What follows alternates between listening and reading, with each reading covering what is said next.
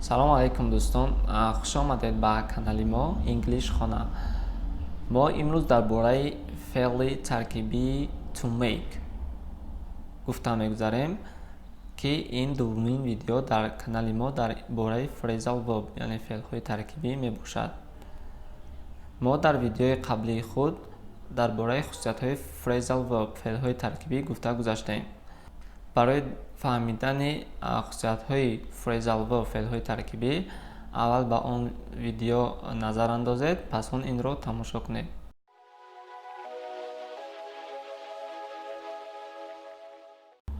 биёед акнун шарҳи феълҳои таркибиро бо забони тоҷикӣ ва истифодаи онҳоро дар дохили ҷумлаҳо дида мебарем. аввалин феъли таркибии мо make after мебошад. make after ба маънои таъқиб кардан меояд. барои мисол, the police made after the stolen car. The police made after the stolen car. полис аз паси мошини дуздидашуда таъқиб намуд. дигар феъли таркибӣ ин make away with мебошад. ин ба маънои дуздидан меояд. барои мисол, the robbers made away with the money. The robbers made away with the money. дуздон пулҳоро дуздиданд. make do with қаноат кардан. барои мисол, there is no coffee, so we'll have to make do with the tea. There is no coffee, so we'll have to make do with the tea. қаҳва ки нест, мо бояд бо чой қаноат кунем. дигар феъли таркибӣ ин make for мебошад. make for ба ду маъно истифода карда мешавад. маънои якум равон шудан, маънои дуюм мусоидат кардан. инҷо мисол барои маънои якумаш мисол меорем. We made for home when it started raining. We made for home when it started raining. вақте ки борон борид, мо ба хона равон шудем. барои маънои дуюмаш, constant arguing doesn't make for happy marriage. Constant arguing doesn't make for happy marriage. баҳсҳои пайҳам ва доимӣ ба хушбахтии оилавӣ мусоидат наменамоянд. дигараш, make into ба маънои иваз кардан ё табдил додан. барои мисол, many churches have been made into flats in recent years. Many churches have been made into flats in recent years. бисёр калисаҳо дар солҳои наздик ба хонаҳо табдил ёфтанд. make it ба ду маъно истифода бурда мешавад. маънои аввал муваффақ будан, маънои дуюм омада тавонистан. мисол барои маънои якумаш, he never really made it as an actor. He never really made it as an actor.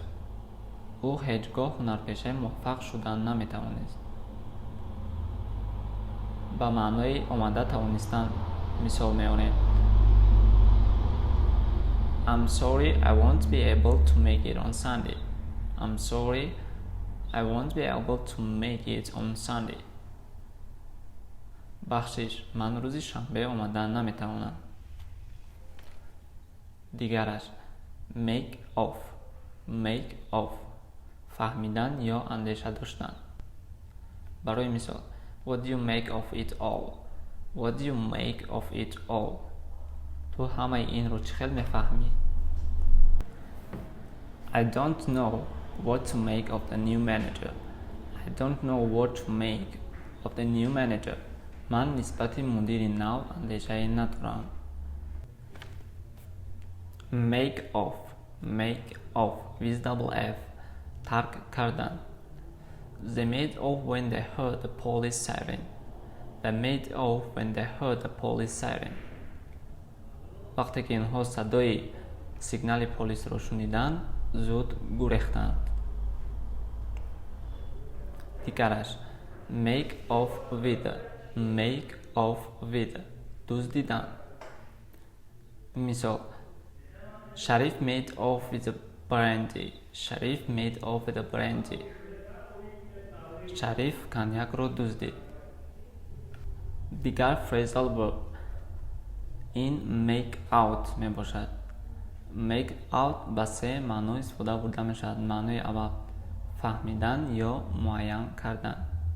برای مثال I couldn't make out what she was saying. I couldn't make out what she was saying. من نفهمیدم که آن زن چی گفته ایستاده بود. معنی دوم شنیدن یا دیدن. I couldn't just make out a figure in the darkness. I couldn't just make out a figure in the darkness. من در تاریکی تصویر را ندیدم. معنی سوم گفتن یا وانمود کردن. برای مثال She always tries to make out that I was wrong and she was right. She always tries to make out that I was wrong and she was right. او همیشه کوشش میکند که مرا ناحق و خودش را حق وانمود سازد. make over, make over چیزی را به کسی دادن. برای مثال She made over her property to her children. She made over her property to her children. او همه ملکیتش را به فرزندانش داد. make towards, make towards روان شدن. He made towards the door. He made towards the door. او به سوی در روان شد. دیگر phrasal verb make up.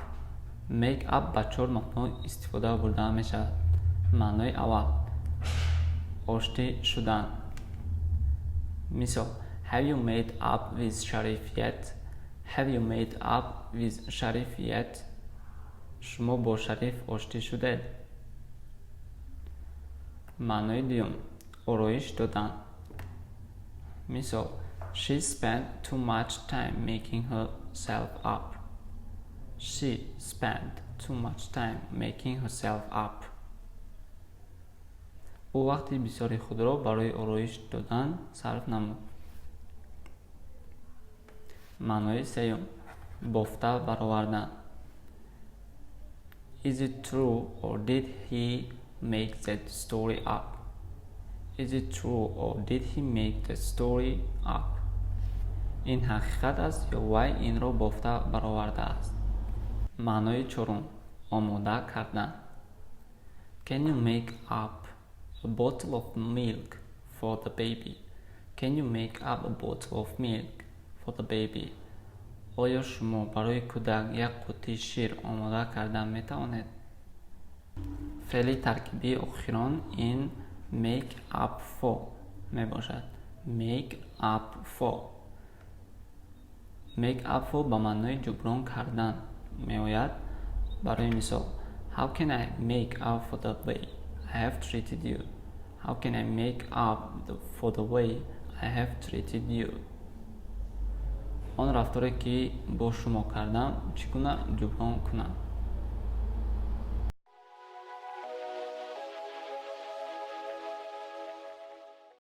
بینندگان عزیز، در اینجا ویدیو به آخر می رسد.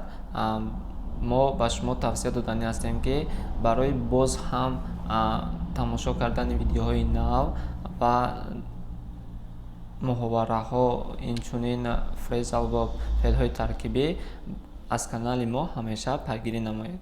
باقی سلامت باشید.